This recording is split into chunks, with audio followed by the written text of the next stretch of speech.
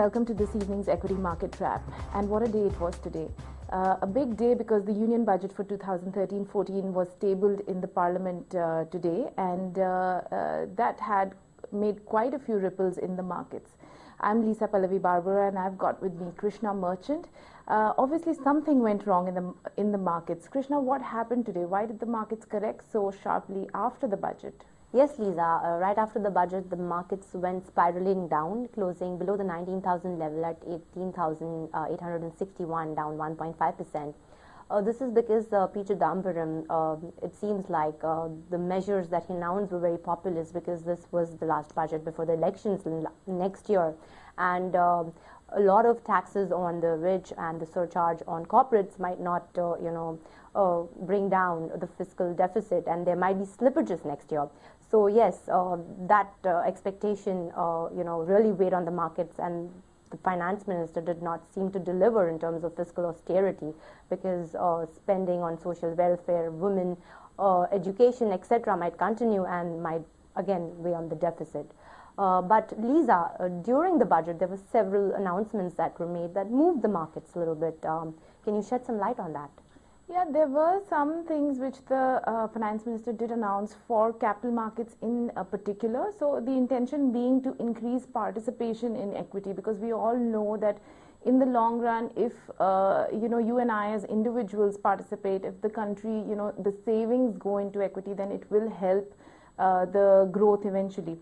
So there were many measures announced. Last year he had announced the Rajiv Gandhi Equity Savings Schemes, which he further extended so that the benefit can be availed in 3 years, in all 3 years rather than just 1 year. Also, he has increased the minimum income level for people who are eligible to 12 lakhs from 10 lakhs, which was there earlier.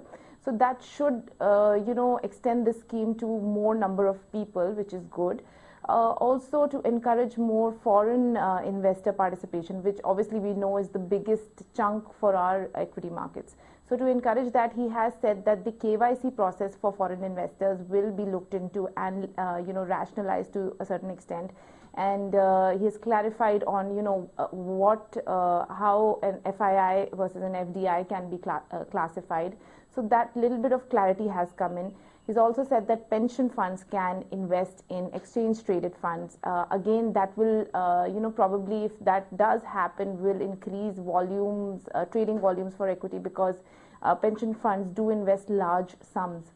So all these measures should help the markets. Additionally, he's reduced the securities transaction tax on futures trading and on mutual funds. So both things is good for investors, and should encourage a lot of participation in capital markets. But I think what happened was that the market sort of took in all this, but the more details on how different stocks, sectors, companies are impacted, I think that finally overtook all these capital market incentives, and that's what sort of discouraged the markets. And I think there were many sharp declines. Banking stocks corrected very sharply, and capital goods stocks and infrastructure got a lot of sops. So what happened? Why capital goods and banking, why did they fall so much? Yes, Lisa, banking, capital goods, power, these were sectorally the top losers, down between 3 to 4% each. For the banking space, they were looking at government addressing the non-performing asset issues, as the NPAs are rising, which is leading to higher restructuring of assets. But again, there were, for the banking space, they increased the credit to the agricultural sector that could weigh on the NPAs. However, there is some interest subvention for the loans given to farmers, which could help the private banks. So the positives offset the negatives. Even for the infra space, there were soaps given for the investment cycle to kickstart, but again, the worry over there is about order inflows, and until that is implemented, order inflows continue to remain a concern. Also, there were a lot of expectations that a lot of these capital good companies are facing stiff competition from the Chinese and Korean manufacturers which import their items to India. There was no import duty imposed. That was an expectation. Again, those were not met. Also, the power sector was roiled very badly. I think it was one of the top losers. Lisa, can you shed some light what happened to the power space? Yeah, I think what you were saying about expectations not being met, so a lot of that probably played in for power stocks as well. So going into the budget, there was an expectation that there could be a zero duty on coal because coal is in short supply, and that's what power generating companies are struggling with. However, what happened in the budget was that the duty was increased.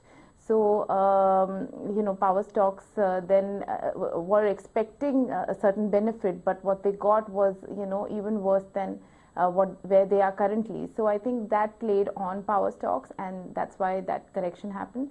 But all was not lost. There were some segments in the market which actually did slightly better than the rest. In fact, ended positive, and one of those was your consumer durable stocks, mainly those in the gold sector, because people were expecting that gold will have additional duty and there'll be more discouraging sort of action in that segment, but nothing happened. So those stocks rallied.